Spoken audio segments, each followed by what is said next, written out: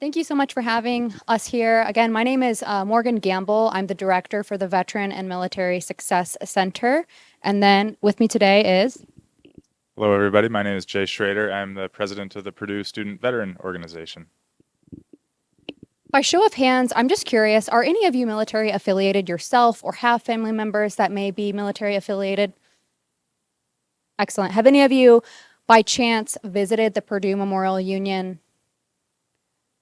If not by now, you definitely should.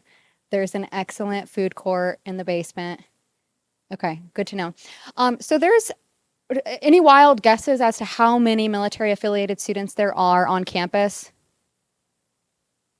Be generous.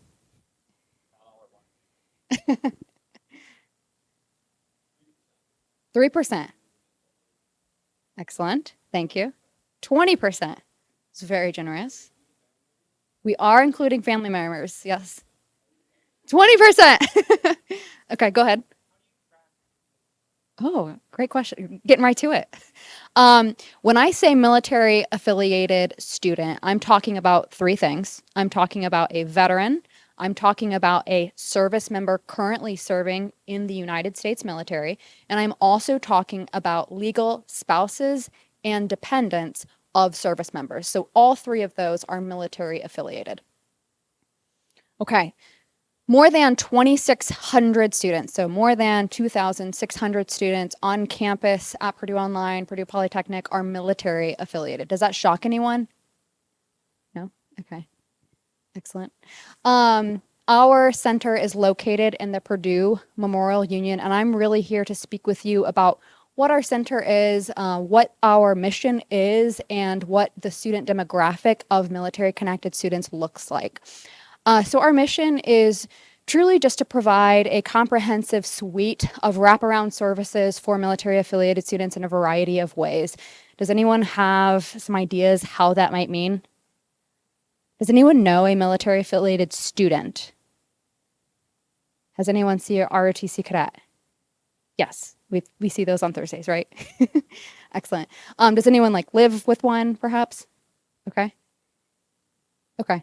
So I'm really here to speak with you about who they are, why their needs are slightly different than a traditional student, and what they may look like cross campus when it comes to supporting policies and things of that nature by way of, Purdue student government in the past, in addition to Purdue Student Veteran Organization, have both been instrumental in applying and approving campus-wide policies to support these military affiliated students. So the Dorothy Stratton Veteran and Military Success Center that's our mission, is simply advocating for and creating a safe space for military affiliated students. Last year, you may be aware of our previous name, the Veteran Success Center. However, last October, we had a renaming event and a dedication event. We renamed our office to the Veteran and Military Success Center, and we dedicated our office to Dorothy Stratton. Any history buffs in here? Any Purdue history buffs? No? Okay. Briefly, Dorothy Stratton has a legacy both at Purdue University and within the United States Military Coast Guard. Okay, thank you. In the top picture, does anyone know who's in that picture?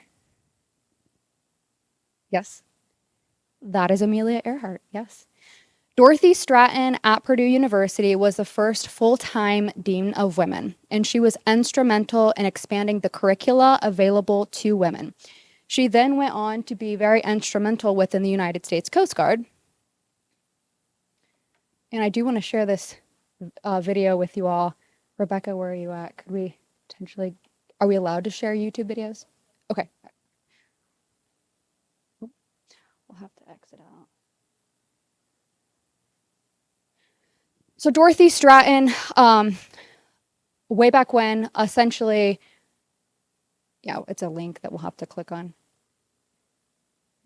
Within the Coast Guard was responsible for setting up the first female integration program called SPARS in the United States Coast Guard. So this was a first female integration into United States Coast Guard. And Dorothy Stratton was basically appointed the director of setting up this program.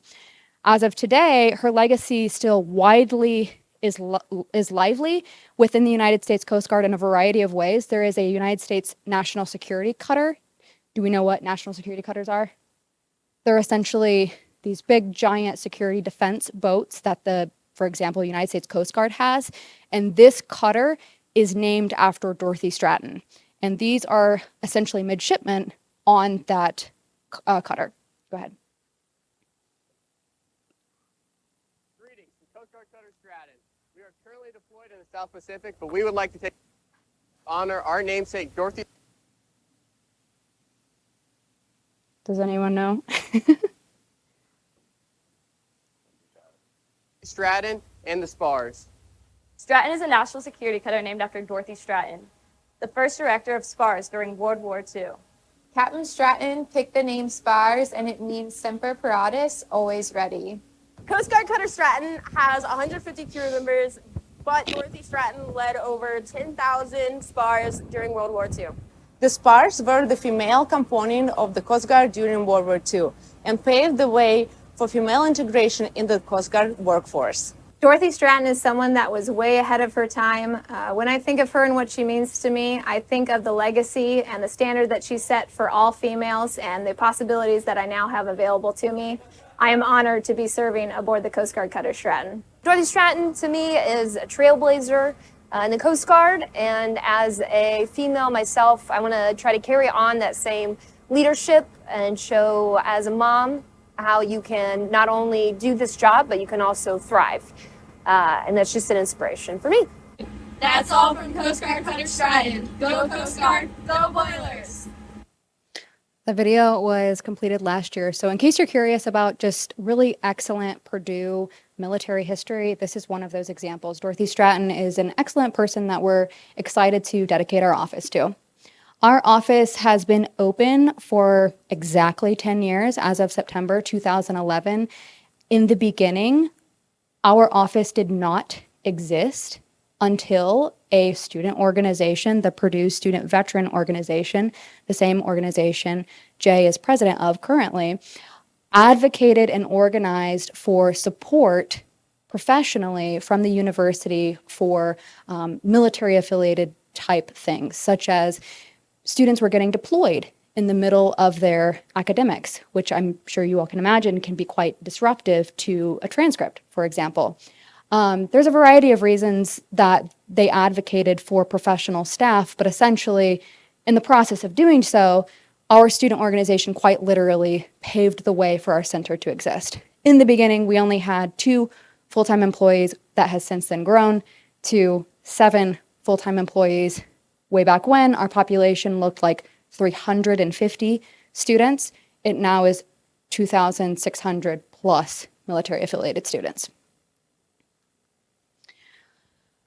Our campus, throughout a variety of years and a variety of war efforts, has in many times been militarized. If you're ever curious, there's an excellent YouTube video about Purdue's military footprint on campus.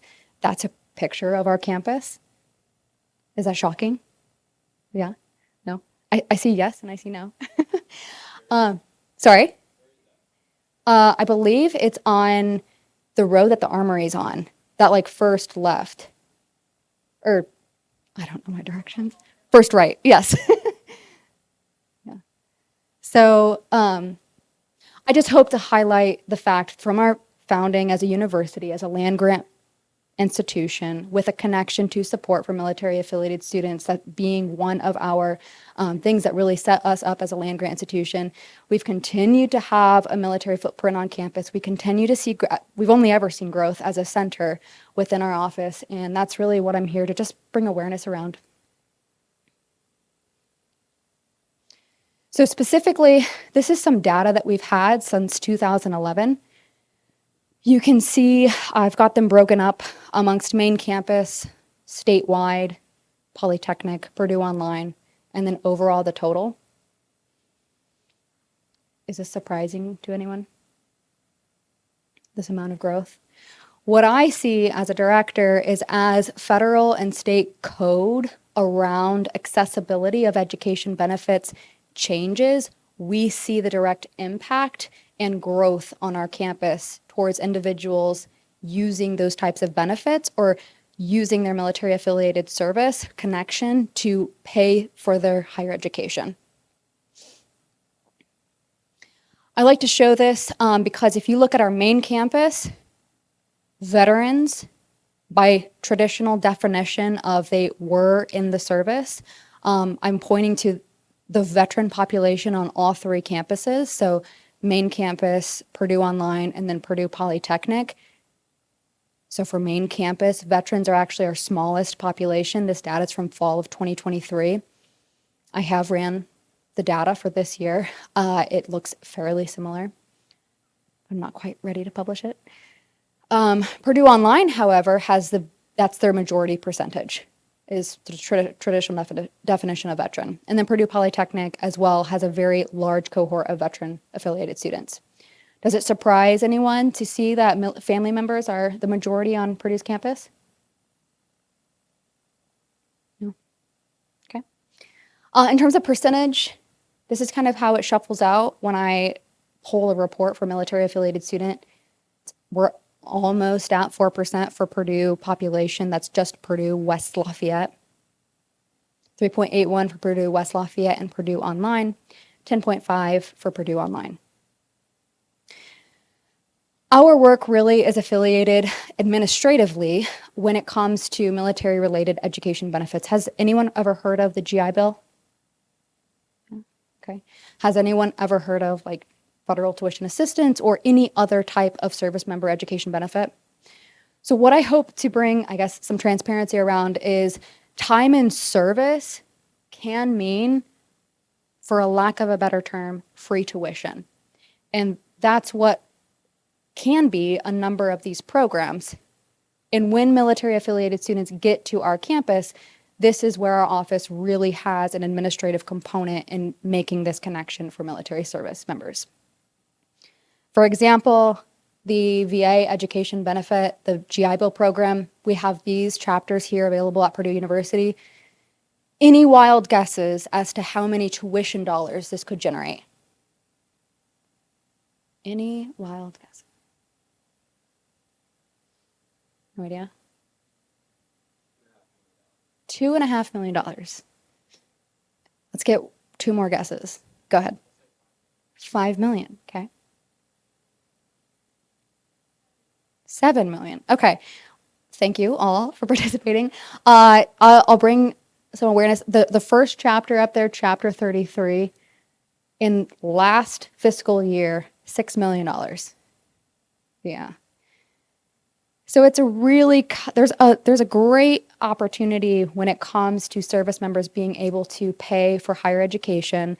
This is one of those routes, and this is certainly an aspect of and a function of our campus is supporting military affiliated students. And we're grateful to be really good stewards of all the programs that offer this opportunity to service members here on our campus. Another thing that we do is exactly kind of what we're doing right now. We advocate for our military affiliated students. Has anyone ever heard of Green Zone workshops? Probably not, okay. Green Zone workshops, you can find this information on our website, but we give a 2-hour block of instruction on what the military is and what that experience looks like transitioning to higher education.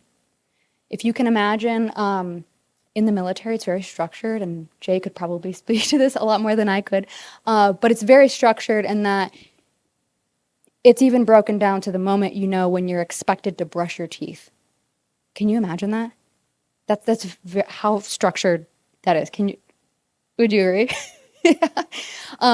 So transitioning to somewhere like Purdue University, you've got time management, you've got prioritization that you've got to navigate, lots of decisions you have to make, and it's quite literally a transition. And so that's one of the things that our office also does is we do advocate in a variety of ways on behalf of these students. Transitioning from military to campus. This is where I'm going to lean on Jay to really highlight kind of what that may look like navigating both lives. Yeah, so like Morgan mentioned, I think, when a service member or veteran specifically comes to campus from a military setting, they're coming from what Morgan alluded to is maybe a hyper structured lifestyle, whether it's just in the training environment or even at a base that they're stationed at. Their day is, pretty planned out to a T, whether it's physical training or their job that they're trained to do. Everything from the time they enter basic training through the time they separate from the military is very structured. And so you might imagine, much like you maybe it would have felt the first few days of your freshman year, you're given this freedom to do anything, and you have choices now, and you're not used to having choices, and you learn to navigate life in a new way that's very unfamiliar to you. And in many senses, you could say that's a similar story for service members and veterans transitioning from the military lifestyle to a student lifestyle. And so for that reason, the Veteran Center, as well as PSVO, that's kind of where we come into play, is we can serve as a liaison, if you will, to help them transition, provide a little bit of structure in their life. And that's not to say these, folks that we deal with are very capable of doing that in their own right, but they may need just a little assistance sometimes. Sometimes they come in, they're ready to rock it, and sometimes not. And so we can provide services that help those service members. As Morgan alluded to, I am a service member. I'm a member of the Wisconsin Air National Guard, and so I'm also a full-time student, much like yourselves. So some of the people that we serve are not just veterans, they're currently serving in some way, shape, or form, whether that's the National Guard, Air National Guard, a reserve component. I might add Morgan as a member of a reserve component. And so we're balancing being a student or being working in the school environment with also currently serving. Some of the members that we stand to support have already, the military is behind them, they've retired, they've separated, and then some of them it's still ahead of them. If you, figure ROTC, you see them a lot. I think they're probably the most widely recognized entity on campus that's military connected, because you see them in their uniforms usually once a week. They have much of their career in the military yet ahead of them. And then you've got our children and dependents of service members who very much know the lifestyle of the military, because they may have grown up in that setting with mom or dad going off to work, and they're very much absorbing that as they grow up. So that's who the Purdue Student Veteran Organization really stands to support, much like the Dorothy Stratton Veteran and Military Success Center. We're just the student organization entity that they can join, and we provide a suite of career building activities, community involvement, camaraderie for social engagement, and like I mentioned earlier, just kind of aiding in that transition from military to civilian life. These are just a few of the pictures, some of the meetings, different events that we participate in throughout the year. I'd like to highlight the lower right picture. Every year we send a group of students to the Student Veterans Association National Conference, or SVA NatCon. So PSVO is a chapter of a wider parent organization, Student Veterans of America. Purdue Student Veteran Organization is a chapter of that. Many schools have chapters, many schools have a veterans organization, and they can all attend this national conference. It happens every January. I would like to add my gratitude to you all. Oftentimes that's financially possible due to the SOGA funding. Without it, we wouldn't be able to send members there, so thank you for that. We look forward to continuing that here into the future. A few of the other things, sometime every fall there's a military appreciation football game. That's the picture second from the bottom on the right. We usually do cookouts. That was bottom left. Sometimes an honor guard if there's ever a ceremony or such event that requires a military connected presence, we can participate in that. We also engage with local veteran organizations. So many of you may have heard of the VFW, Veterans of Foreign Wars, or American Legion. Those are just a few. The West Lafayette community has dozens of veteran organizations. Some you may have never heard of, but they target a specific audience of that military connected community. And we often engage with those entities for volunteer opportunities or to benefit them, whether it's financially or just growing their organizations. And I guess this is where I hand it back to Mark. Thank you. On average, military affiliated students are typically going to be slightly older than a traditional 18-year-old type student, a traditional student. They may have a family, they may be buying a home, they may not be living on campuses. And so a variety of these things inform us as administrators that their needs and their support is going to look different. Can you all think of, we briefly talked about the Veteran Military Success Center. We've talked about the Purdue Student Veteran Organization. Can you all think of perhaps some ways in which support looks different for military affiliated students? Yes. Mm-hmm. Absolutely. Absolutely. Paternity leave is an excellent, I'm glad you highlighted that. Leave in general can look different with different demographics of students. Paternity leave, absolutely. We had a student navigate that last year. He had a baby and he had to go through navigating. He was active duty military, so he was on orders to be here at Purdue University and get some amazing degree, some PhD, and I'm not quite sure what, but it was really impressive, the work that he was doing. And he had a baby and he had a timeline and he had to get back to the Navy, and now he's back at the Navy with his baby. And it's a lot of moving factors, and it's not necessarily, this is where we spend a lot of time thinking about how our support as a campus could look different. Military affiliated students are a part of your campus. They are a very excellent and beneficial portfolio of student. They bring a lot of wealth of experience. And I just hope to really highlight that. Any other ways that you can see how support on campus could look different for military affiliated students or might need to look different for military affiliated students? Yeah. Go ahead. Yeah, absolutely. Can you imagine having a child? Yeah. Yeah. Having a child, navigating childcare, navigating being a full-time student, studying, and also finding childcare, supporting, buying a house, maybe not buying a house, renting, whatever the case may be. But you're trying to study and perhaps, baby's needs attending to and that kind of thing. It's a whole different type of support that we really look at and things that we need to consider when it comes to military affiliated students. How about you?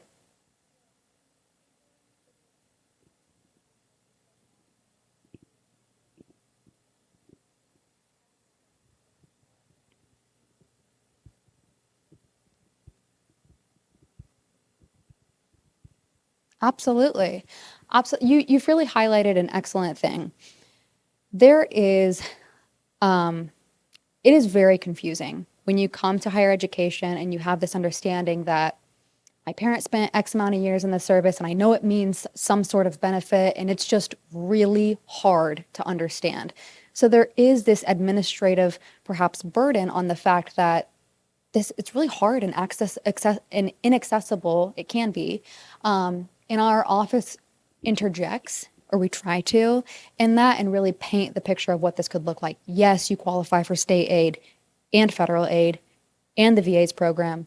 No, you don't qualify for this because you're out of state, or that kind of thing. So it's absolutely a need for some sort of professional staff to organize themselves and help these students navigate how they're going to pay for financial education, higher education. Yes.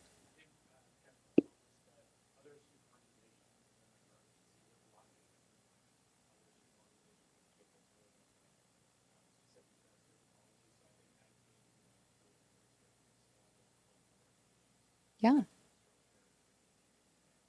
absolutely.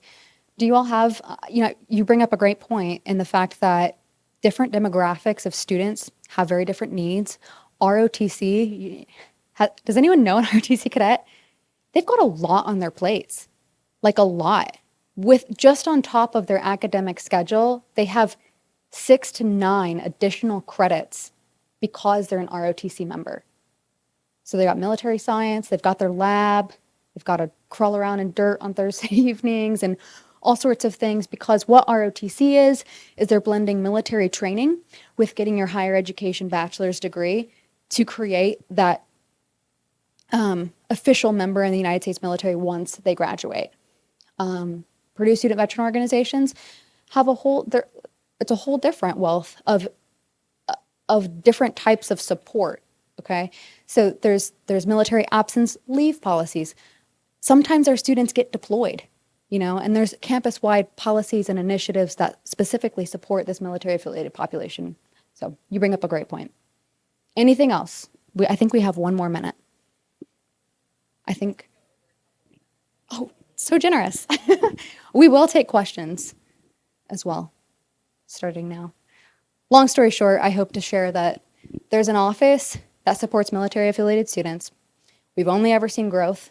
If you meet some of them, such as Jay, they're really excellent friends and colleagues and could potentially even be good study partners, mentors, good individuals to have on student organizations and all kinds of things.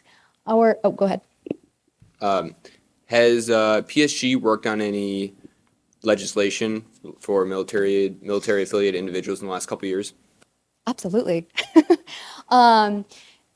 Fairly recently, within the past, I believe, 2.5 years, you'll have to correct me if I'm wrong on this, but there is the military absence leave policy, MAPS.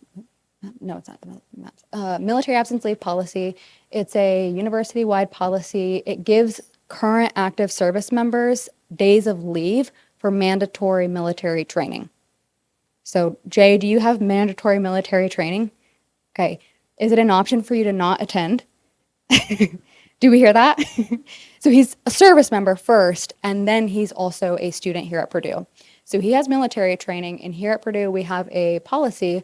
Fairly recently, in the past, we've worked to slightly adjust that policy. What it looks like is it's 15 days per academic year of approved military leave, okay? And the process starts within the Office of the Dean of Students. It gets our office involved, we approve it, and then the official notification gets sent to the professors to work with the student to navigate their absence. This is how a lot of these absence leave policies work, but essentially, I brought it to PSG, I think like 2.5 years ago perhaps, and we had a conversation about what that could look like differently, because 15 days per academic year actually runs on 2 different military years. Does that make sense? Okay, I had a whole presentation about it way back when, but yes, go ahead.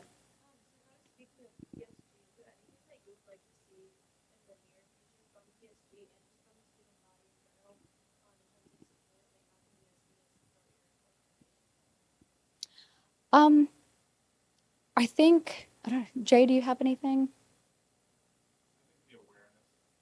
Yeah. Just a quick note. I think having us here today is just, we greatly appreciate that, because, the first step in anything is becoming aware of it. I wouldn't, in my knowledge, say that there are any, gaps, big gaps, shortcomings by any means. But just knowing, I guess while Morgan was speaking, I think of you all as a body, and you're coming together from many different backgrounds, you're forming a melting pot of, not only men and women, but just all of you coming from different geographical locations, different likes, dislikes. You're just all very unique, and in a similar sense, no 2 military members are the same.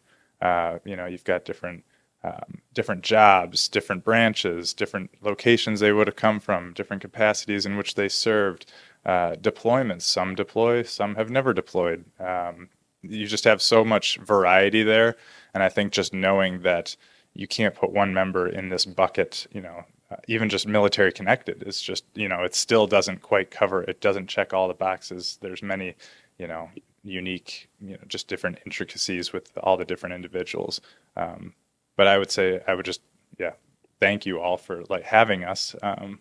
But to my knowledge, there's nothing that comes to mind that PSG isn't doing. Maybe you can add to that. I think when it comes to like acknowledging a student experience on Purdue's campus, if you all are aware, or we hope to be a resource to you so you can get an accurate temperature check as to what that experience looks like and where you could interject and potentially help with perhaps a resolution or some sort of statement or things like that are really powerful when it comes to implementing campus-wide policy. I really want you all to gather. Our student organization created our center, you know, and since then it's only ever seen growth and only ever expanded its services. And so we've been able to do that largely because of student organizations, and we've been able to do that because of resolutions that have come from Purdue student government and many other campus-wide, you know, Senate Education Committee. All these things are aware of the military-affiliated student experience and where our policies could perhaps be more accommodating to supporting that military-affiliated student. So just awareness around what that may look like. And if you all don't know what that may look like, we're always here to be a resource to you. Anything else? Sure.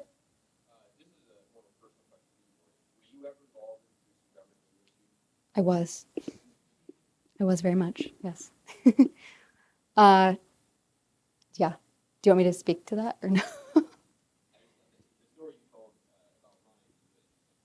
Oh, thank you. Yeah, I, way back when, essentially was hoping to run and we were organizing for signatures and all kinds of things. And I personally was a military affiliated student. And because I had military obligations, I couldn't run. So just awareness around that kind of thing, I think, and I wanted to run for very specific reasons. And I wanted to add in the fact that I was a female service member. That's kind of cool. You know, Dorothy Strand's kind of cool. It's my aspiration. But I thought that, you know, my military obligations obviously came first. I was a service member, which is something we navigate. I think we have a lot of experience we want to share with the student body. And I think that it could be, always can be, very valuable conversations. Anything else? Thank you so much for your time. I so appreciate you all just being student leaders yourselves. I recognize how difficult that can be and how much time that may require. Thank you for being excellent leaders on our campus.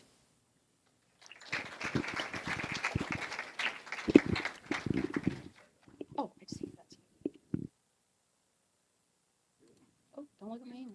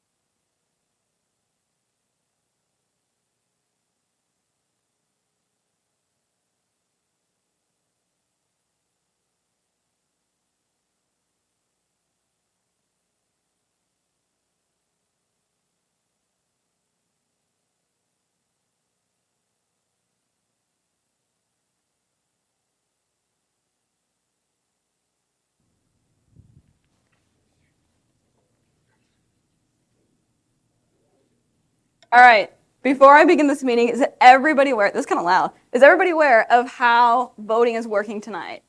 Does everybody have Slack pulled up on one of your devices? Everybody should be in the Slack, I checked. All right, if you're not in the Slack, you're in trouble.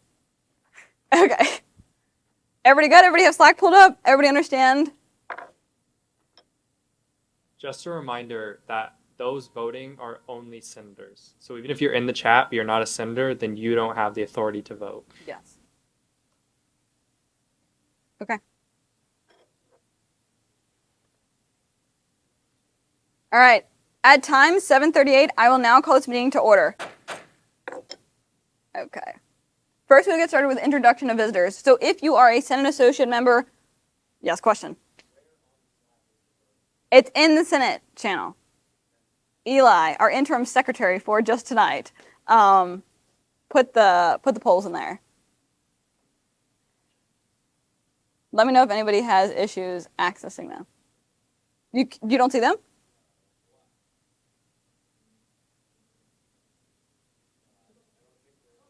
Oh my God. Okay.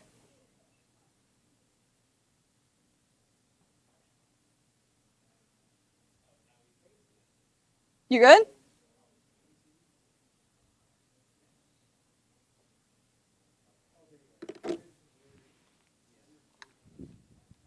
It's on. I think you just turned it down. Good?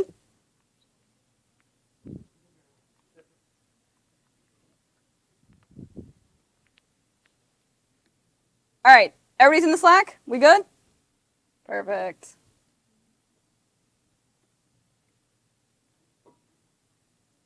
Okay.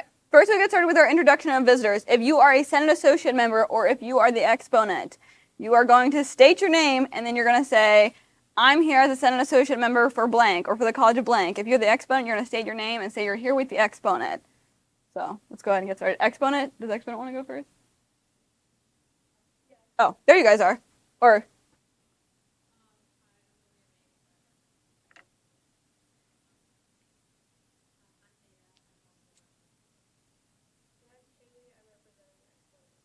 perfect. Thank you guys. Okay, Senate Associate Members.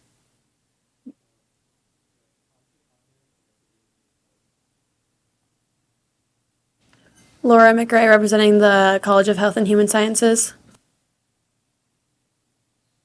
I'm Prithia Lurie, and I'm representing the Daniel School of Business. Also, don't forget to hit the buttons. Make sure you hit the button and then speak into it. It's on the table.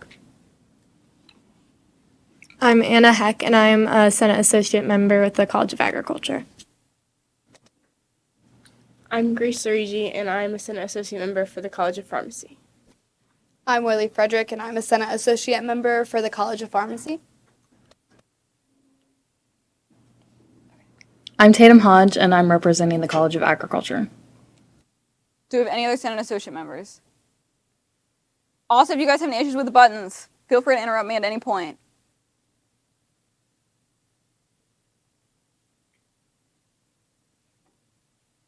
Okay, we will now move into proxy reports. Owen, Pro Temp Montcalm, do we have any proxies tonight? No proxies that I know. Okay, we're skipping proxy reports.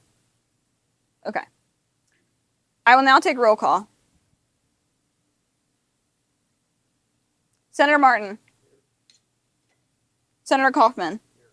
Senator Williams. Senator Wolf. Senator Blazek. Senator Garcia. Senator Ali. Senator Grossman. Senator Eamon. Senator Muscarella. Senator Katagari. Senator Walker. Senator Hugh. Oh, who? Okay, I'm sorry. Let me note that. Senator Halder? It's Halder, correct? Okay. Senator Rice. Pro Temp Montcalm? Senator Tovar. Senator Abusada? Senator D'Isabella? Senator Liu? Senator Ketcher? Senator Poyer? Senator Hijaz? Senator Ramazami? Senator Koteka?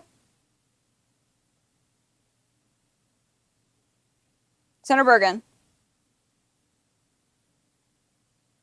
Senator Seminaro? Senator Kalangari? Senator Shankar? Okay. Roll call has concluded. All right. We will now move into land acknowledgement. We acknowledge the traditional homelands of the indigenous people upon which Purdue University is built. We honor and appreciate the Potawatomi, Delaware, Miami, and Shawnee people who are the original indigenous caretakers. We will now move into the Pledge of Purpose.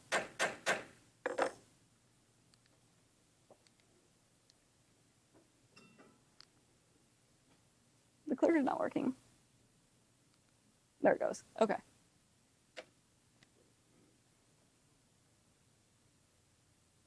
Okay.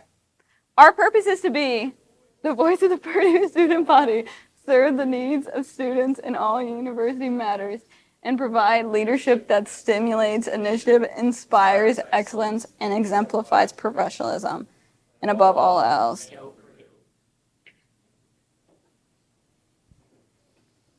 We will now move into advisory reports. Don't have anything to report, but we'll have some announcements later. Perfect. Now moving into executive reports. President Packard? I don't have too much to say because I had a great fall break. I hope everyone else did too. But I'm excited for this Senate meeting. We got a lot of interesting stuff to talk about. Yeah, I'm blanking on what else we did in the last 2 weeks. Okay. All right. I do. Something just came to my mind. Paul is temporarily out, so if you have anything you'd say to Paul, send it to me instead. Perfect. Okay. I have updates. Senate Associate members. If you have a Senate Associate member and their name is incorrect on this board, if this person is not your Senate Associate member, you need to talk to me. If you have a Senate Associate member and their name is not on this board, you need to talk to me. Just talk to me if you have any concerns with Senate Associate members or Pro Tem Munkholm. PSG Pals, Mallory, do you want to? Yeah. So PSG Pals is the closest thing I can compare it to is like Big Littles for like a sorority or something, but it's just gonna give you someone in PSG that you can get closer with. The goal is to meet them. You guys can hang out. If not, no worries. But the goal is to match people who are not in the same branch or maybe not the same committee, but have similar interests or majors. So you could have a study buddy or just someone to hang out with. Maybe if you're involved in a different club on campus together. Just to get other branches of PSG integrated together. So if you want to sign up, please feel free to fill it out. And please don't put nothing for any of the answers. I know you have a favorite song, so don't lie to me and tell me you don't. Thank you. Okay, court shadowing. So Chief Justice Pranger wants you guys to attend court. It's also just part of your senator responsibilities. You're supposed to attend one court session per semester, as well as one board of directors meeting per semester. He does want you to sign up though. So please scan the QR and please sign up. This will also be distributed after the meeting in the Slack, and Pro Tem Munkholm will distribute it as well. Thank you. Okay. Chief of Staff Eli. Hello. I'm serving as Secretary Maria for today. So this is very exciting. If you saw in the Slack channel, I put in a whole bunch of forms in there because I'm not very good at counting. So it's a lot easier if you just put in your votes in there so I can count them. And please, only senators put them in there. If you're a Sam and you vote, we can meet outside. But no, I'm joking. But for BOD, we're still going strong. There's an Excel sheet now in the BOD folder that has all of our events. I hope it's updated. I asked the executive directors to update it. So all of our events, like the time, place, and theme should be in there. If you want to attend those, please attend those. And yeah, I think that's all. If you have any questions about my secretary job today, please ask me. Deputy Chief of Staff Fonte. I got nothing. Perfect. Pro Tem Munkholm. Yeah, just as far as legislation goes, thank you for doing better this week on getting it early. Please keep pushing legislation to me as early as possible because it does need to go through designated committees after it's submitted to me, and I am supposed to assign that based on the topic of the legislation. So it's not going to hit the floor during these Senate meetings if you don't get it to me early enough, and I'm not able to assign it to a committee to be voted on. So keep getting legislation in early. Again, email me if you have any questions. That's pretty much it.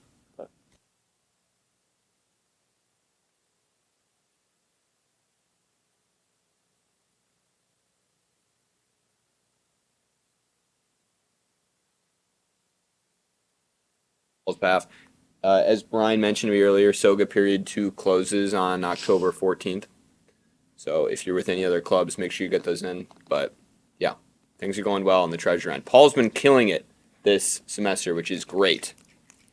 Yeah, there was somewhat of a mess left behind, and Paul has been absolutely killing it. So when he comes back, we're all going to be very appreciative and nice to him.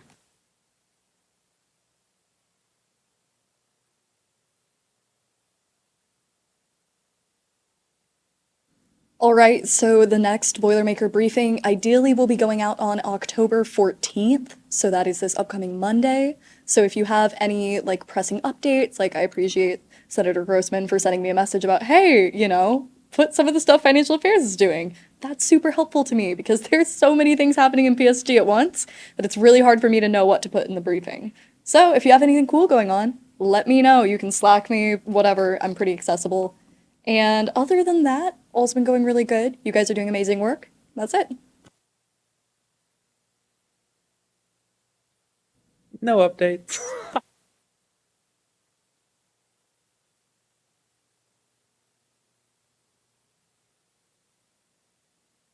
So, nothing relevant here, no. It's Philip, my. It's a no work. Please work. Okay. Please fill out my form. Please come to fall conference. I know it's in Iowa, but it'll be really fun and really cool. So please fill out my form. Okay, bye. Is this working? Okay, yeah. No updates except for still tell your friends to submit anecdotes and sign petition.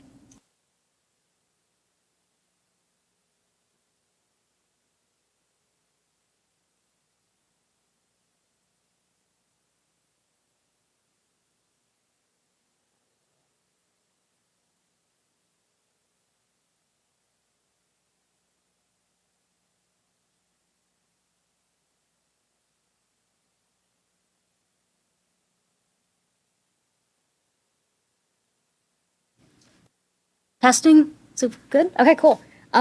This week we with the president to add liaison to presidential duties by worked with the parliamentarian to amend rules, and then we're going to work with the VP to other current standing rules.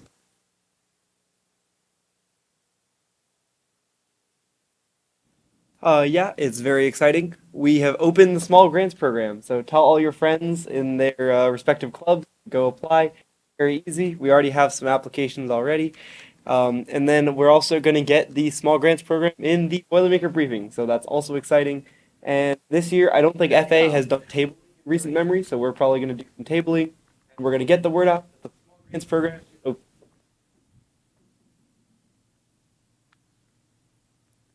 Senator Rice, Campus and Student Resource Affairs. Yeah, we got a lot of legislation in the works right now. We have some plans with members of Baden Cabinet to improve the access and quality of feminine hygiene products, to expand the waste removal system on campus, to get some more access to vaccines at the Push Center, and to clarify, update, and standardize the bus schedules from West Lafayette to Indy for students and professors. But if you have any ideas, please bring them on over.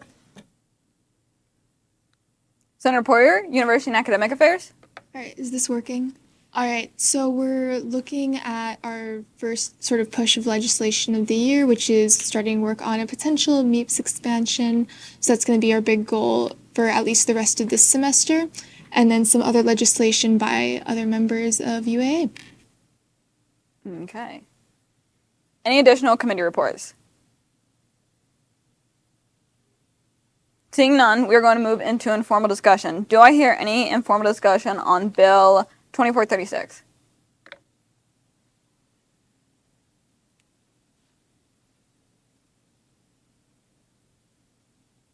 Yeah. Just a reminder that informal discussion is the time to ask questions. So if nobody asks questions and then you ask it during new business, I will not be happy. So, okay, Owen is telling me that you guys have been warned. So please, if you have questions about anything, any of the legislation, it should happen right now. I have a question. Why did we not clarify this in the original bill? Just out of curiosity.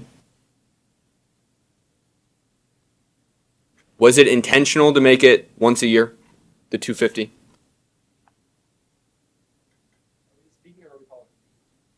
Well, Senator Grossman, you can respond, and then Pro Tem Montcalm. Yeah. So originally, this was put in as one of the like 15 guidelines or so, and it said that there would be 2 periods. To my knowledge, there was never like 2 periods in the past. Like that wasn't something that actually got acted upon. I didn't when looking in the records, we didn't see any clubs that had applied twice. So the thought was that we could the idea was to reduce the total amount.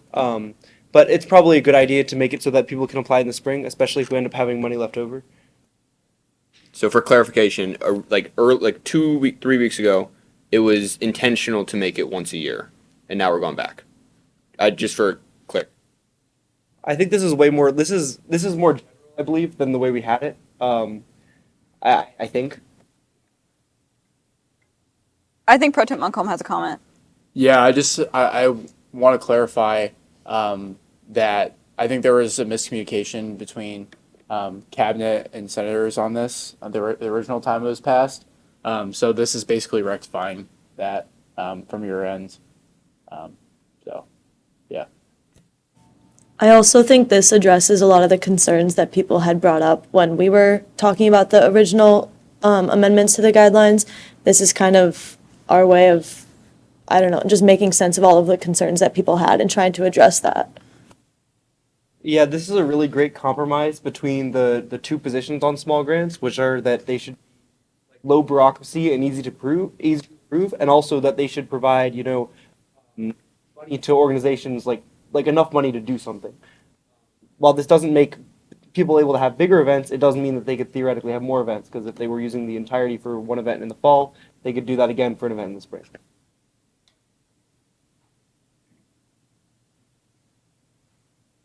If I could ask, I love you, senators, but I don't know your names. So if you could please state your name and then continue to speak, so that way I could get the minutes correct. Thank you.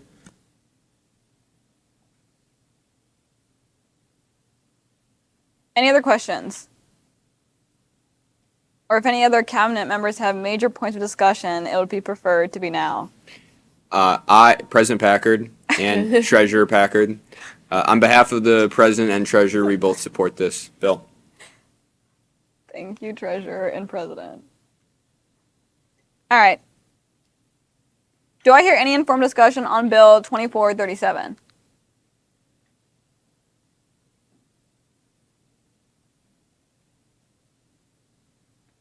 Oh, yep.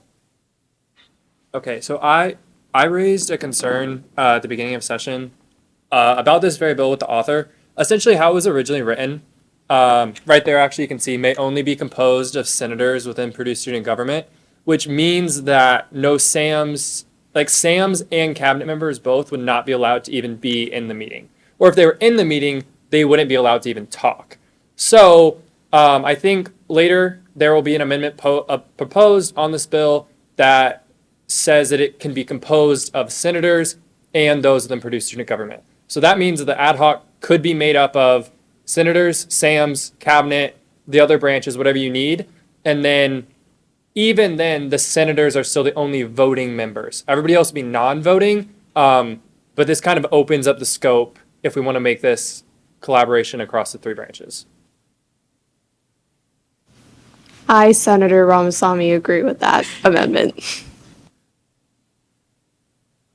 Okay. Do I hear any informed discussion on Bill 2438?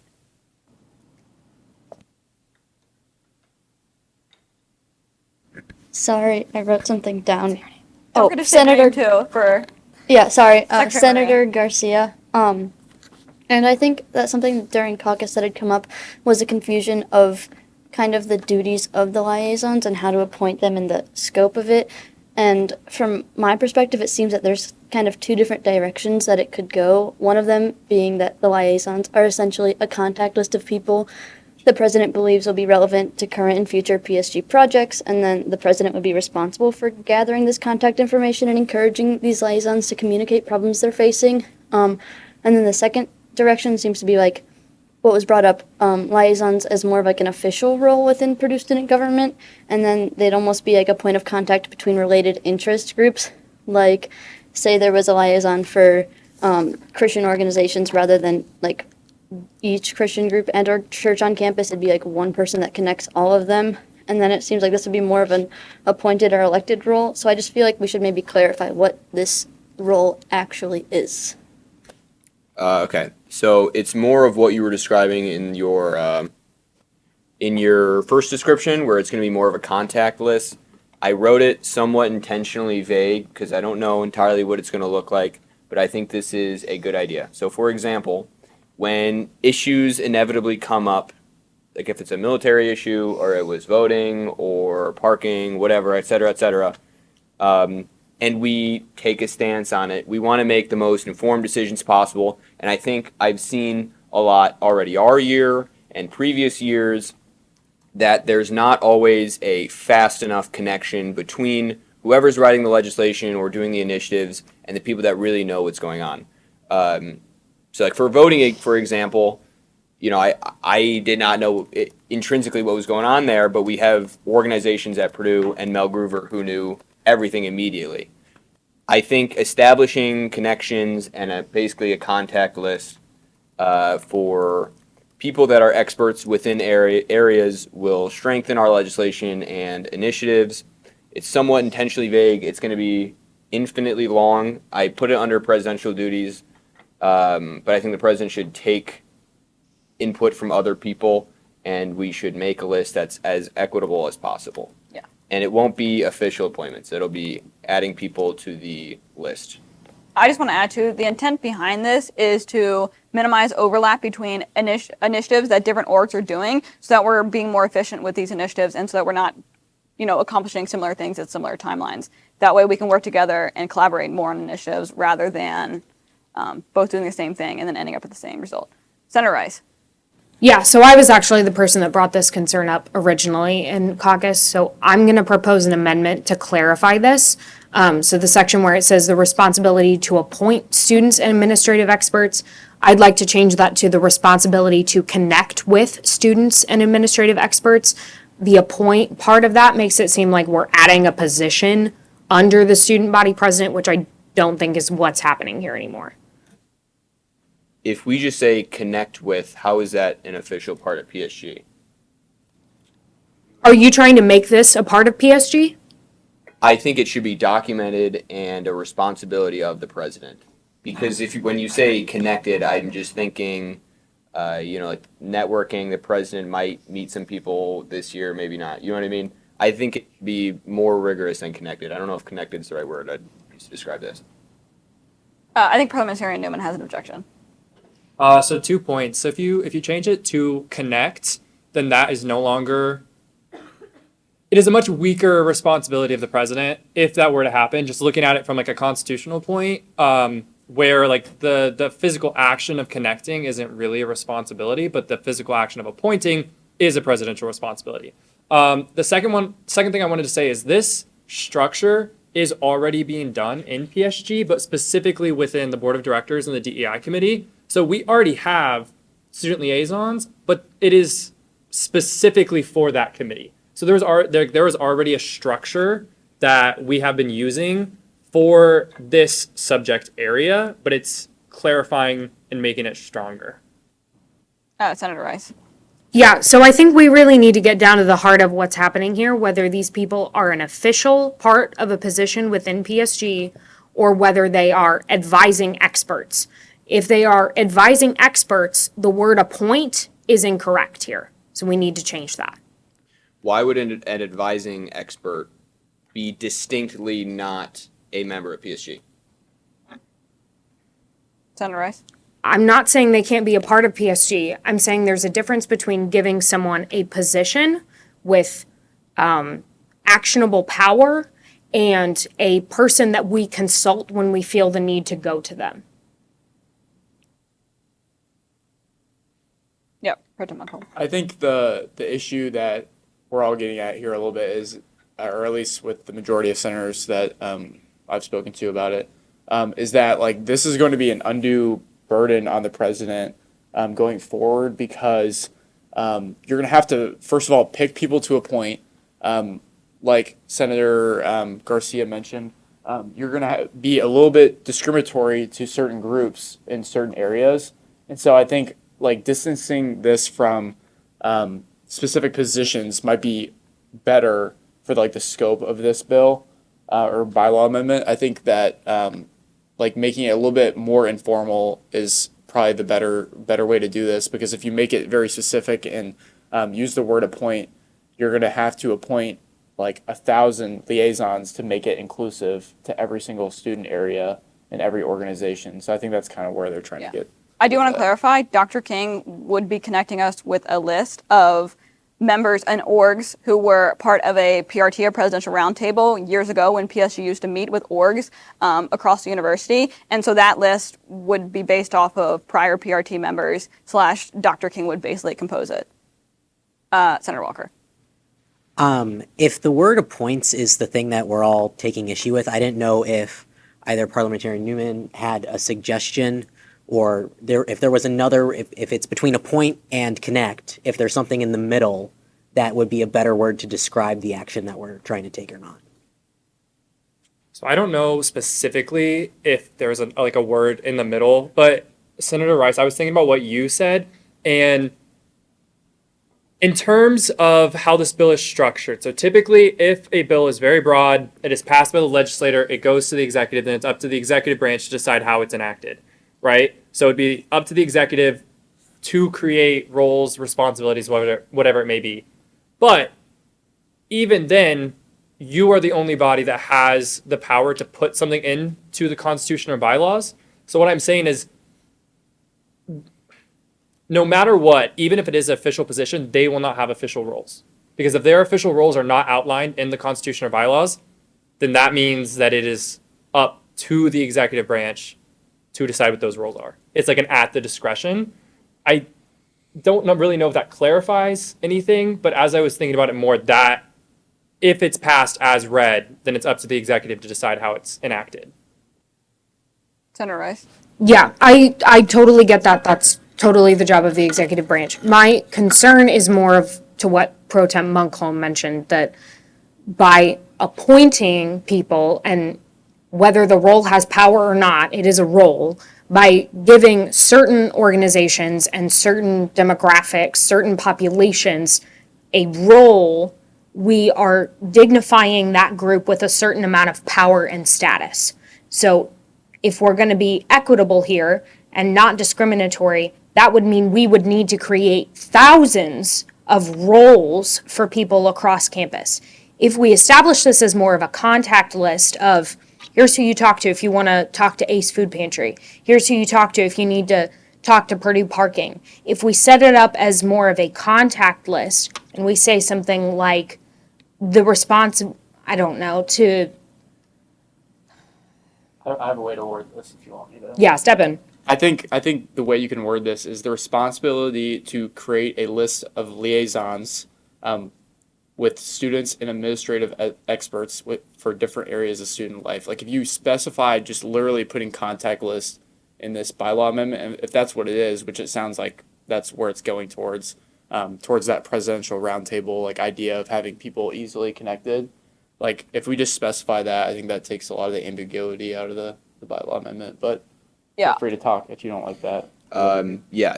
So, fun fact, maybe like 20 years ago, or something like that, I don't know. The Senate used to be comprised not by colleges, but by different groups. And there was a lot of questions, like Senator Rice said, about who do you pick? You know, who gets the seats? You know, and is that an equitable system? And no, it was not. So with this, there's going to be, some groups are probably going to get more attention than others. And the ones that I know or other PSG members know are probably going to get on said list first. But I think that reality is better than having no list at all, where no one gets recognition. Yeah. And I'm just curious what the opposition to adding a official position within PSG is if they don't have any duties or power. Senator Rice. you elucidated perfectly what my opposition to this is. The previous system that we had, where people were comprised of groups and different identities on campus, was not equitable. This is bringing back that system. We need to create a way that we can contact people and not have it be discriminatory. Frankly, I don't even think we need a piece of legislation to do this. I'm surprised this isn't something that already exists, that we don't have a document somewhere that just says, hey, if you want to get in touch with this person, here's who you contact. That isn't something we need a piece of legislation to pass. So like multiple people have said, I think by appointing certain groups and giving certain groups roles and not others, we are conferring a sense of power and status onto those identities that other people may not share, and that is inherently unfair. Okay, one thing, as I mentioned, this list is going to be infinitely long. If people think someone's an expert in X field, they're going to get added to the list with zero resistance. We're not doing Senator swears them in every single time. There's some groups might get recognized a little bit more, but we're going to do our best, and it's on the presidential duty to make sure that that's minimized. But they don't have voting power. They don't have responsibilities in PSG. They don't have any power over the student body. So I'm still feel like I'm missing the point where giving them a designated title, where it's only a title, is at the detriment of anybody. If you're concerned about biases in regards to power, that's mainly going to be up to Dr. King, who is the head of all organizations. Dr. King is going to be the one who's going to be assisting Jason in comprising this list. And so if you wanted to amend it to say final approval by the advisor of PSG, I would say that's a possibility. But a point definitely has more. It's probably going to solidify the list more. I want to add one more. Can I just add one more real quick? Because I remember what Lindley said first. Why is this a piece of legislation?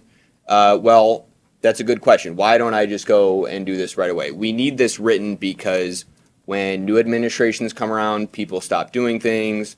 You know, people see that and forget. Things like COVID happens, you lose old traditions. I want this written down and documented in official duty.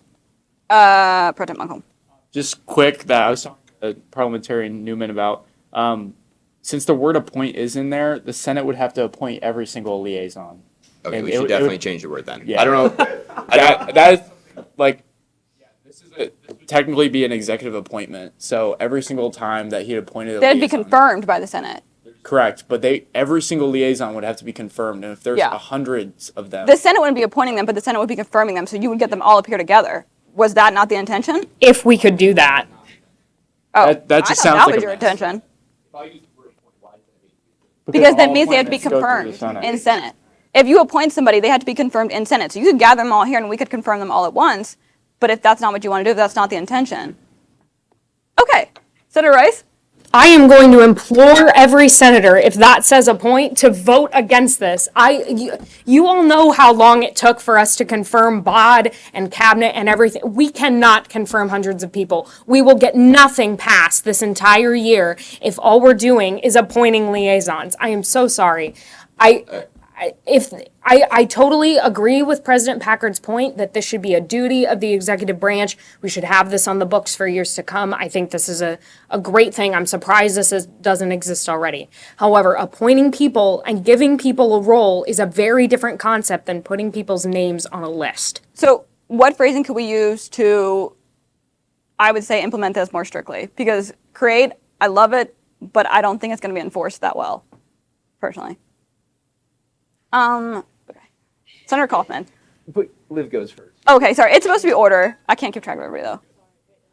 You can go. Oh, sorry. I just kind of want to ask, maybe I missed this, but what were the faults in the presidential roundtable system, and why is that not still a thing? I know we can't introduce an identical bill, but why don't we model the structure after that? Attendance. The main thing was attendance.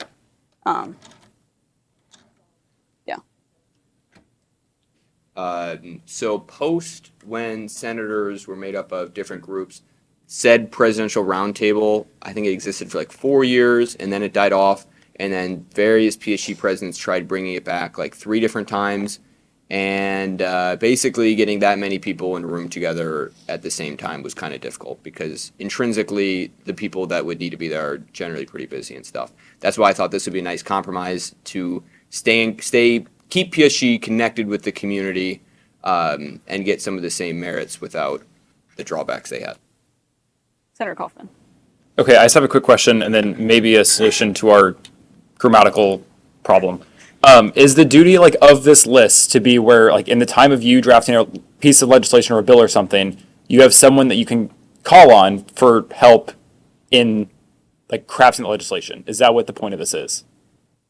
Yes, and so senators and board of directors members, maybe even court people, justices, can make more informed decisions about when things come up. It'll be the presidential duty to make it, but they should get the help from other people to help make it. And then it's highly encouraged for senators / bod people to contact people on said list to strengthen their legislation and initiatives. Senator Blazek, wait, sorry. Parliamentarian Newman has a comment. Okay, so this is going off of what you've said, Senator Rice. What if instead of like the wording currently up there, the wording that goes into the bylaw is actually that second clause?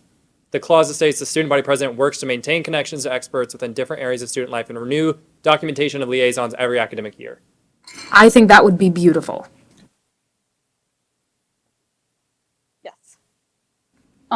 Senator, is that on? I can't tell. It is. I Okay. can lean in a little bit more. Yeah, so Senator Blazek, we were wondering if maybe instead of appoint, the word establish, or even like establish a list, or like establish a resource of students and experts that can serve as, like, if that would be a better word. Yeah, that's just a. Senator Walker? I mean, I think that goes back to what Parliamentarian Newman brought up. I think both are better than what is up there, to Senator Rice's point about us never getting anything done. So I don't know from this conversation what the final say, or if someone wants to state now that they're planning on making an amendment so that we can, because we're starting to say the same thing over and over, so we can move on. But just to sort of wrap this conversation up. I like established, and when I wrote it initially, I did not realize if I said appoint, I'd be forced into physically appointing them in Senate. That Are we all good? I mean, is anyone opposed to this idea of making a list? No.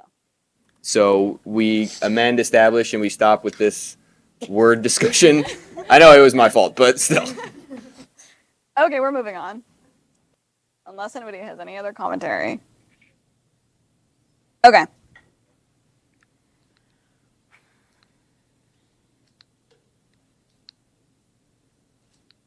Okay, fine.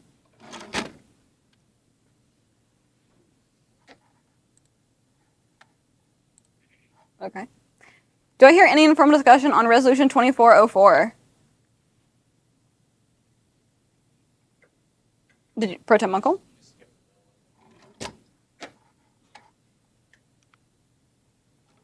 Any informal discussion on Bill 2439? Yep. Mm-hmm. Yeah, so I think this is a great bill. It's really going to make a lot of things faster and better. But I think for the budget in particular, I think it's very important that the budget has at least one reading during the actual in-person school year. It could still be one reading, that's fine. But I think this bill should cut out a specific exemption that says the budget has to be read at the first in-person Senate session in the fall.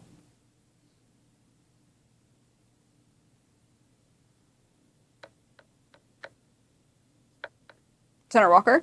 I'd like to second Senator Grossman's point to that, just because I know this year, we talked about in caucus, we had some issues filling seats over the summer, to no one's fault, but it just is the way that it works in transitions of power, especially students.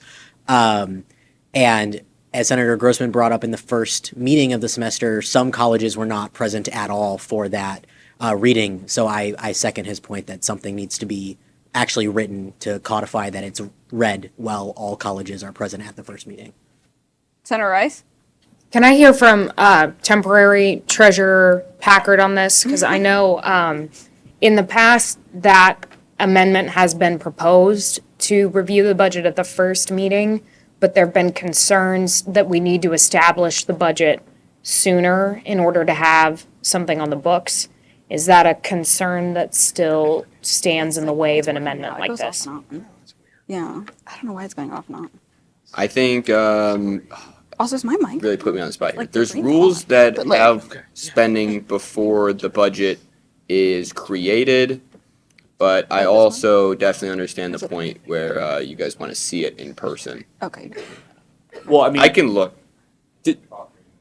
Didn't we approve the budget in person after the first one anyway? This is just saying that the first reading would be this year's like second reading anyway. So I don't think it would change much besides making it one reading.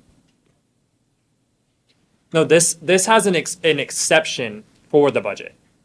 Essentially, if anything, if funds have to be reappropriated like they were last year we moved money from a discretionary fund somewhere to the small grants program, that required 2 readings for that move to be made because it was just any financial matters, right? But because it requires 2 readings, that means it took 4 weeks before it went into effect. So that means the small grants program was unfunded for essentially, I think, 2 weeks. So how this is phrased, it takes out that appropriate funds and just specifies that the budget must be read twice. Other fiscal appropriations would be read once and could be approved after one session. That's the difference. In terms of amending it, like having one in person, personally, I think that'd be a different bill, which you could talk to the IA committee, because this is specifically about everything except the budget. Also, if you are concerned about the colleges not being properly represented, remember how you were appointed. You had to be appointed by your respective college council. And so I have to receive that email saying that they would like to appoint these 3 senators for their college, and then you have to be confirmed by the Senate. So just because it's in the fall doesn't guarantee that the college will be properly represented if I'd never gotten an email from the respective college council. And also, you're supposed to wait 2 regularly scheduled meetings to petition the dean to ask for senators. So keep that in mind too. Like, it doesn't guarantee that every college is going to be properly represented. Though more, it doesn't guarantee all. Yes, Senator Grossman. I think that's a completely separate discussion, as I actually can't read, and it doesn't have anything to do with the reading of the budget. It just has to do with appropriations. So I think this bill is completely unreasonable.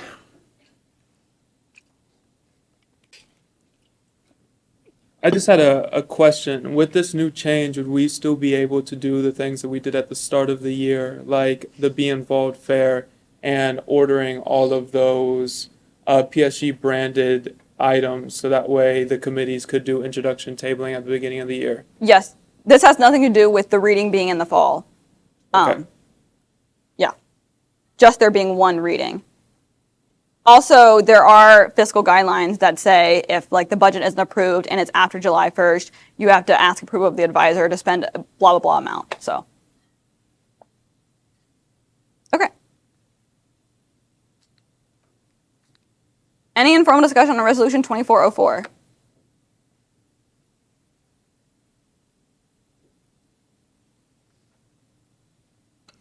Can we have an explanation of the parking situation?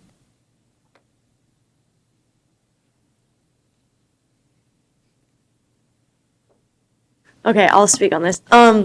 So in the past few weeks, the city of West Lafayette has approved an ordinance to put metered parking on a few streets that are in predominantly residential areas close to campus. And not only are these areas predominantly residential, but they're also very isolated. So if students no longer have access to free street parking, on these streets, it's not just a fact like they have to move a few blocks away, it's they have to move often beyond walking distance, and there is limited university parking to begin with. There's at least there's one garage I can think of that has long-term student garage permit spots. Yeah, and those are over $1,000 to begin with. So many students in this residential area rely on these parking spots. And the city of West Lafayette also, the mayor has recently called upon citizens and people in the area to inform her on policy decisions and city planning specifically. And this is kind of, I think, a good example of how PSG can really stand up for students in these residential communities that are going to be impacted by this ordinance if/when it goes into place, which it has been approved, so. How many parking spots is this going to affect? There's 4 or 5 streets. It's going to be over 1,000 parking spots, which are mainly relied upon for people to park their cars long term. It's not just commuters. It's people who park for weeks on end there. I believe that 2 of the and Waldron, which I know are like for those students that get in general.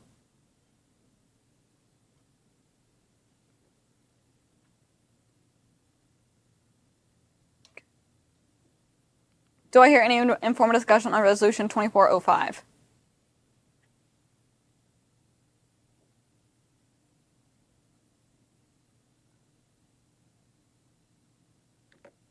Alrighty. Oh, Secretary Gonzalez.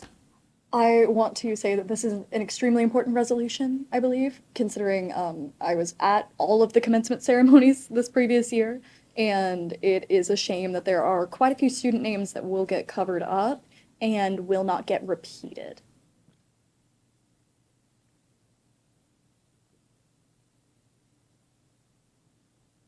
Okay. Seeing no additional informal discussion, we will now move into unfinished business. Do I hear any unfinished business? No, I do not. Okay. Seeing no unfinished business, we will now move into new business. Okay. Reminders. If you authored the bill or the resolution, you should be the individual to bring it up. So be prepared tonight. If you authored a bill or resolution, know that you should be moving to bring it up. The senator who wrote the legislation has right to first debate. You don't have to debate first, but you have the right to it. You're allowed to debate twice per motion. Parliamentarian Newman will be keeping close track of that. Okay, and then also tonight, so we have an amendment to the small grants guidelines. So the amendment itself is the main motion, so you guys can amend that. Everybody good? Okay. Do I hear any new business? Yes, Senator Kaufman. I move to bring up Bill 2436. Can I get a second? It has been properly moved and seconded to bring up Bill 2436, Small Grants Guidelines, Guideline 2 Amendment. This amendment is indebatable and requires a majority vote. We will now open up debate from senators.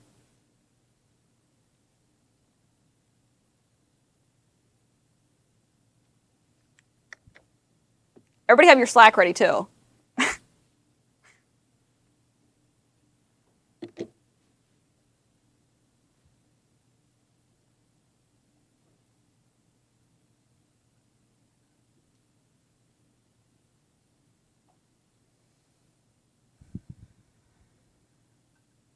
All right.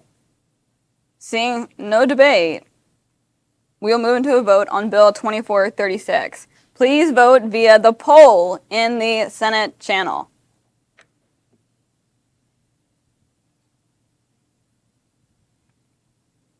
We should have 24.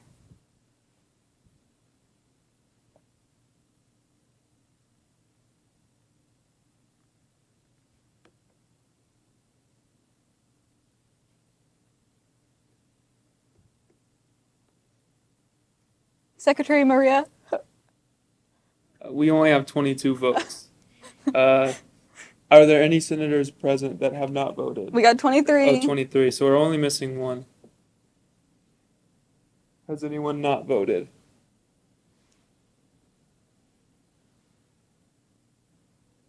Okay. Do you want to check?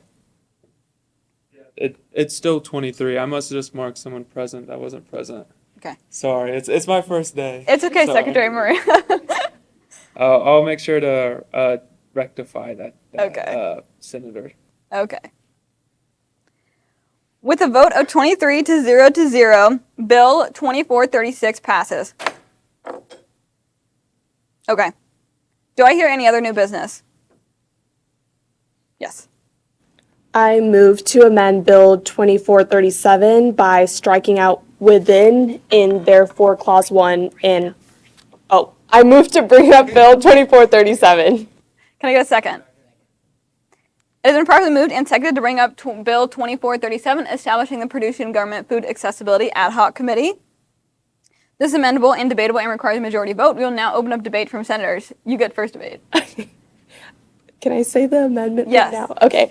I move to amend Bill 2437 by striking out within in therefore clause 1 and inserting and members of the.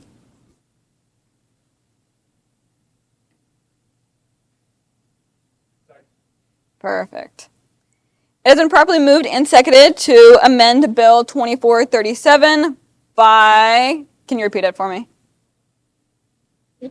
Yeah, you can go ahead.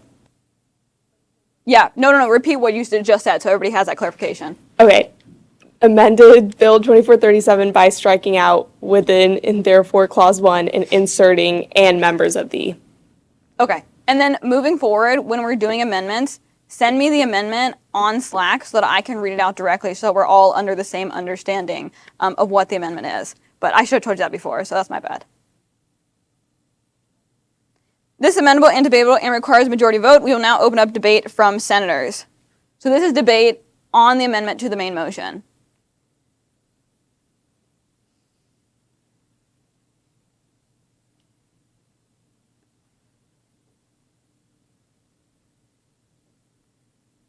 Okay. Seeing no further debate, we will move into a vote on the amendment to the main motion. So, since we are amending the main motion, we're going to do a vote. Oh, great. Thank you.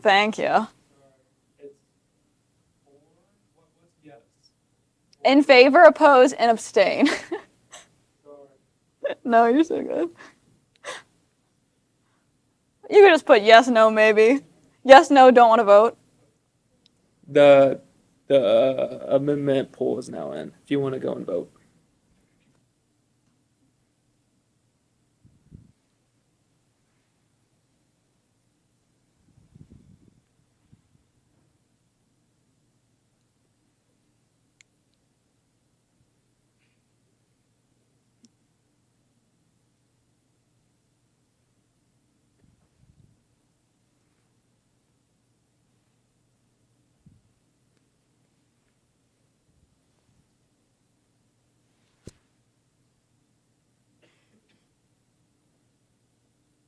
One more, guys. Perfect. With a vote of 23 to 0, the main motion has been amended to, can you repeat it again for me? Thank you. By striking out within and therefore clause 1 and inserting and members of the. Thank you. Okay. We will now open up debate from senators on the main motion as amended. So this is Senator Ramaswamy. So as the writer of this bill, I would like to say that I find this ad hoc to be crucial to further developing our campus and for advocating for the general health of the student body. The greater Lafayette and West Lafayette community is considered a food desert. With serving over 40,000 students, a small target close to campus is simply not sufficient to help feed the entire student body at affordable prices. Our Target is always out of stock, and the closest large grocery store is over 5 miles away and not convenient for the student body at all. With the new housing developments that we've been having, we are also losing a lot of food options close to campus as well. So overall, this is something that will take a lot longer than a few months, but I do believe that continuing to advocate and navigate potential solutions for affordable and accessible, healthy and fresh food for the student body will lead to the growth and development for our growing campus, which is why I would love to vote in favor of passing this bill and creating this ad hoc. Thank you, Senator Ramaswamy. Okay.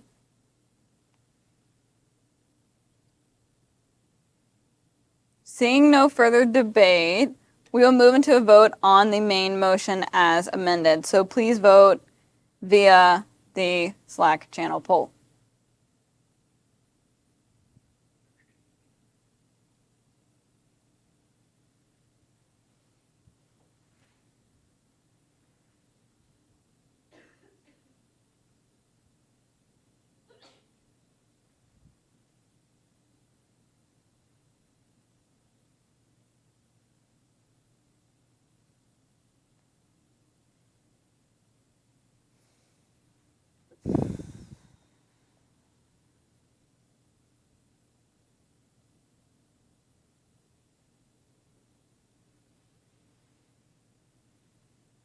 Two more. If anybody has issues finding it too, let us know.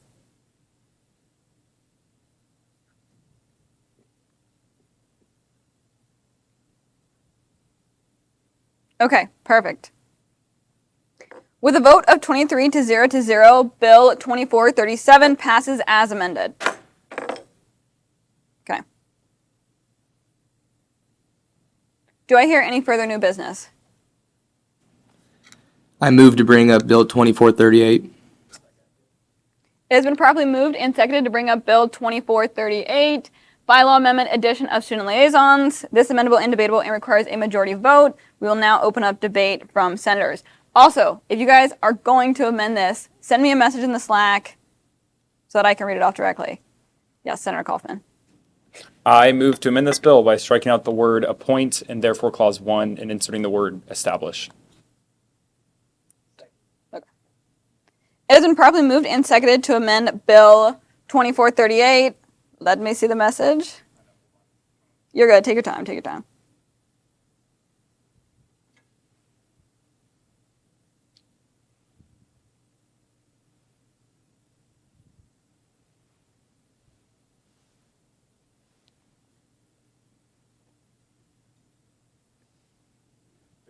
Perfect.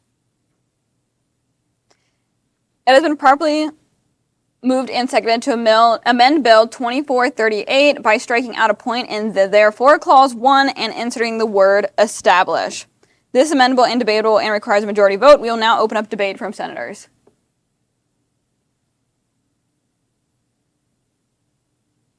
Seeing no further debate, we will move into a vote on the amendment to the main motion. Eli. Secretary Maria?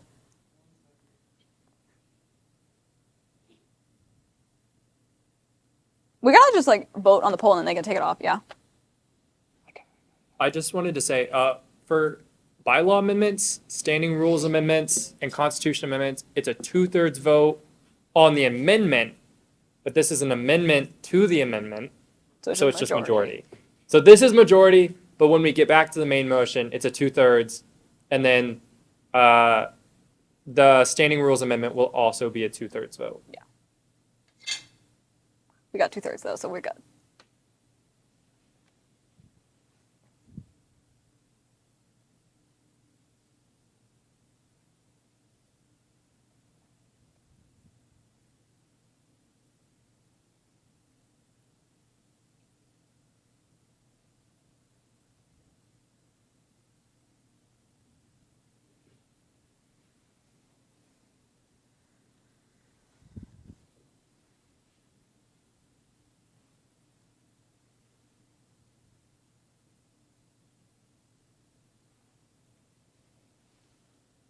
One last vote.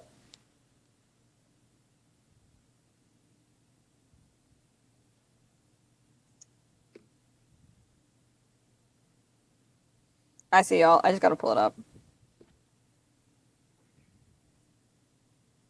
Okay. With a vote of 23 to 0, the main motion has been amended to striking out a point in the therefore clause 1 and inserting the word establish. We will now open up debate from senators on the main motion as amended.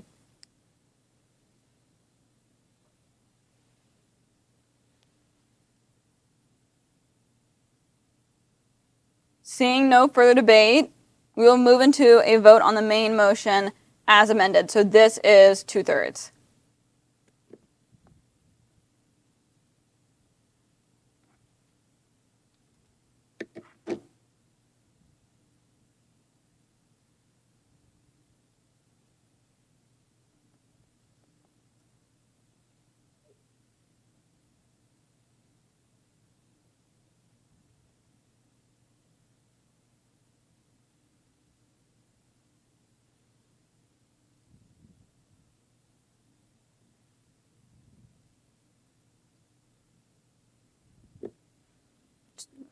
Okay, perfect.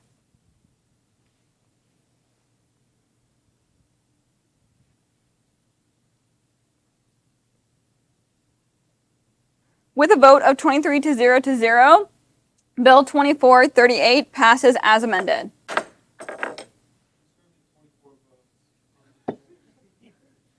Guys, what's going on? Like,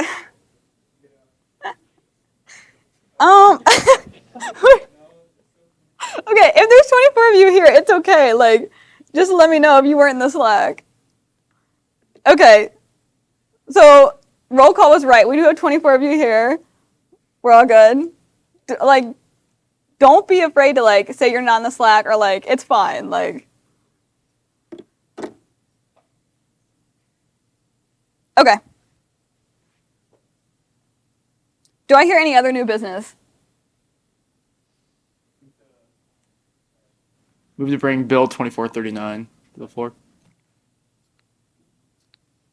It has been properly moved and seconded to bring up Bill 2439, Standing Rules Amendment, eliminating the need for second readings on appropriation bills.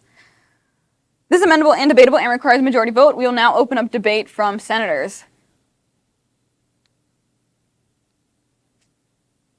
Pro Tem Monkholm. Yeah, I just want to confirm. I know there were questions in caucus, but this also does apply to appropriating funds for cabinet stipends as well. So that'll be one reading now.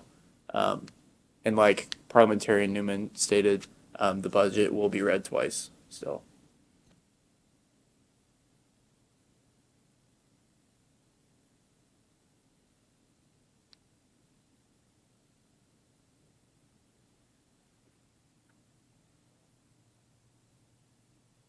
Any other follow-up debate?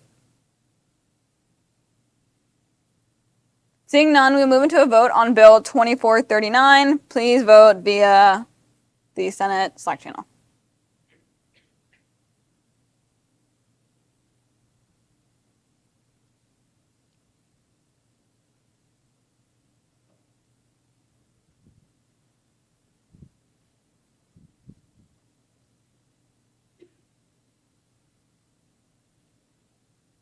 Perfect. Okay.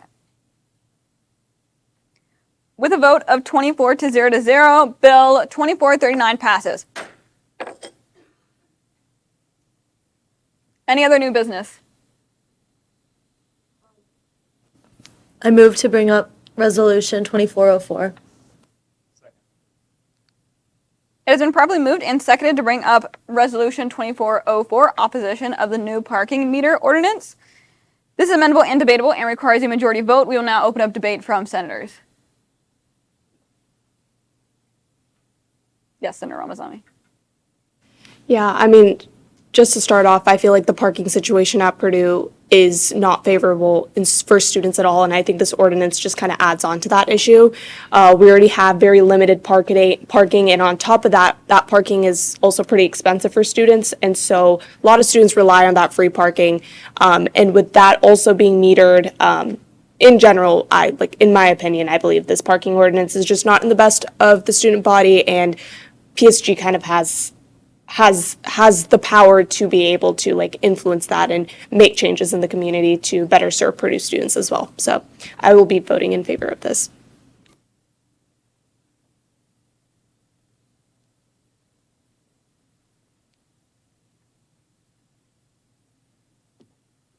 Any other follow-up debate?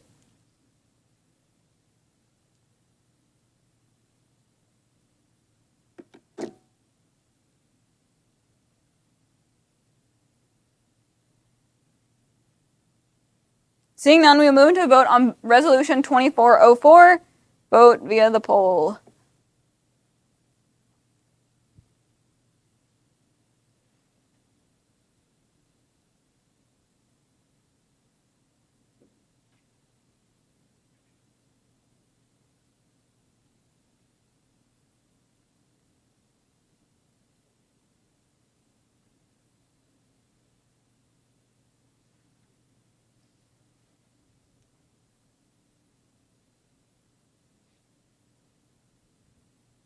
Who's my 24th?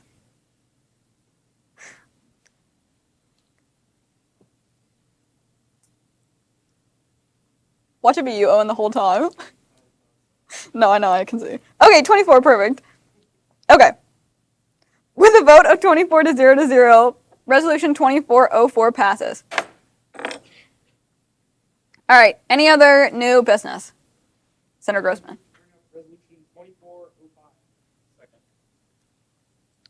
It has been properly moved and seconded to bring up Resolution 2405. Everyone has a name at commencement. This is amendable and debatable and requires a majority vote. We will now open up debate from senators. Senator Grossman? Anyone who's been to commencement knows that names sometimes get overrun by the raucous roaring of very excited parents. And so I think it's a good thing that all students get their names for commencement. At least we can do for a graduate student. And this resolution will state the Purdue student body's opinion of everyone having a name.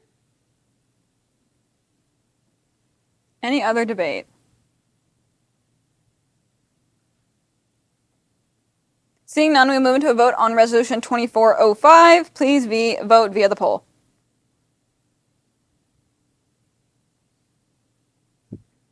I like those who are like racing to do it. Like, okay, perfect.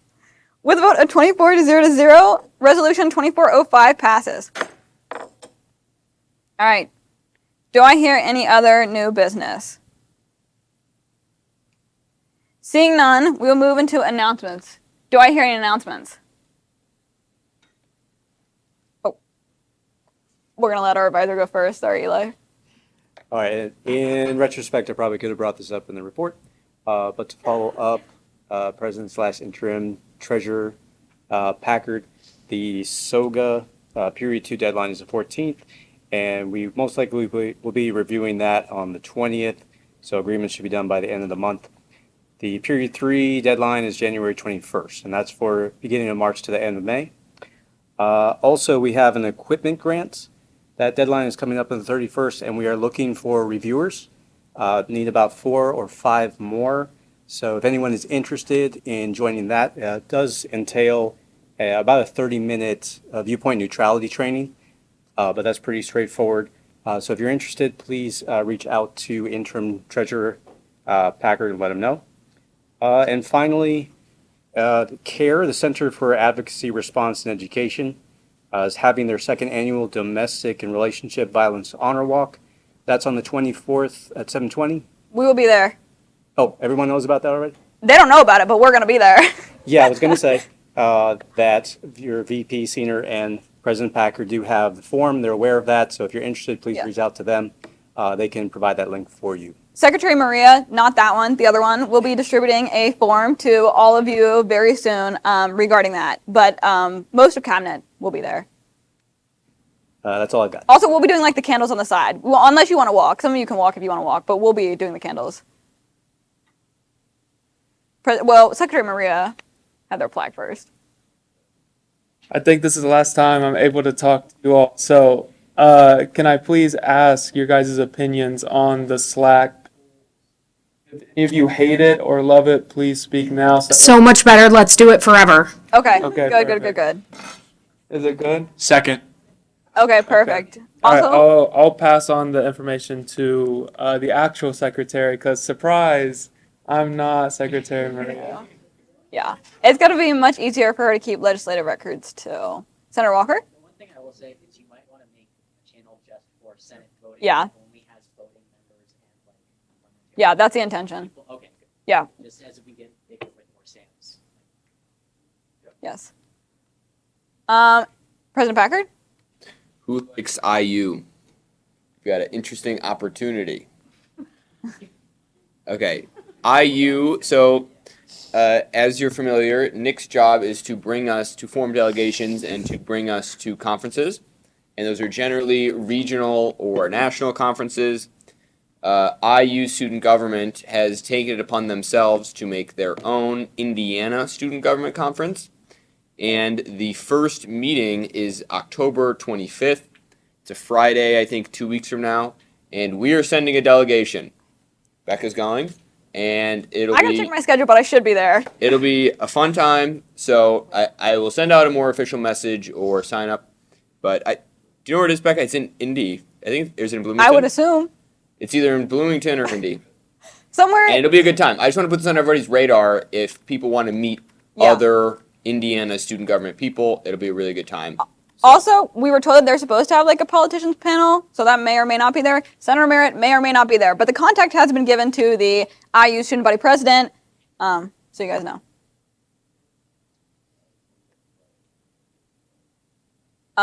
Okay, I have an announcement. If you guys are confused at any point during Senate, like, raise your hand. It's whatever, we're all confused. Like, literally just raise your hand, say the stupidest thing you want to say. It won't be stupid, I promise, because I think most of the people will probably be confused about it too. So, like, if you're like, where do I find the Slack channel? Where's the Slack channel? Like, it's fine, guys. Like, it's chill. Like, just say. Or, like, come and talk to us at the end too. Like, if you're like, I actually have been here the entire meeting and I wasn't in the Slack, come and talk to us. Okay. Any other announcements? Seeing none, we will be moving into Senate snaps. Yes, Senator Wolf.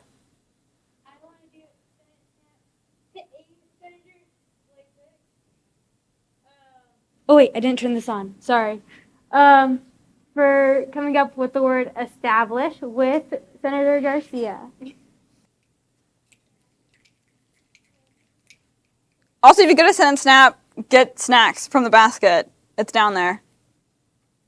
Yes, Senator Grossman. I'd like to give some snaps to Senator Wright for really pushing for the amendment and even in the face of some opposition.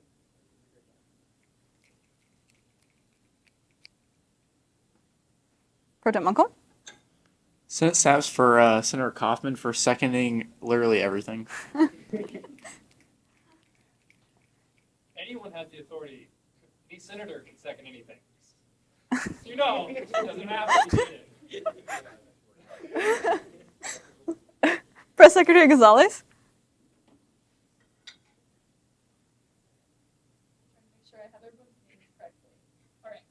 I want to give Senate snaps to Senator Ramaswamy about the food accessibility ad hoc. That's a super, super crucial thing, and she's doing wonderful at it.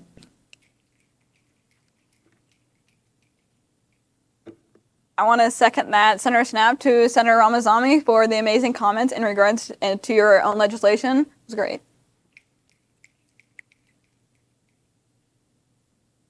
Okay.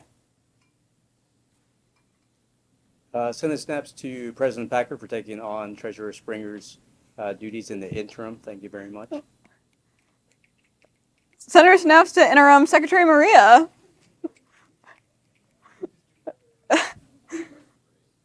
Okay, if you got Senate snaps, get snacks. Do not leave without them, unless you really don't want them. Okay.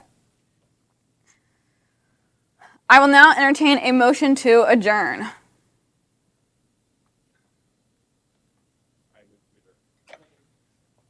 Perfect.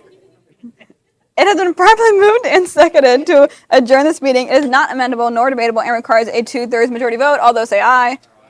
Okay. All those opposed, same sign. The meeting is now adjourned.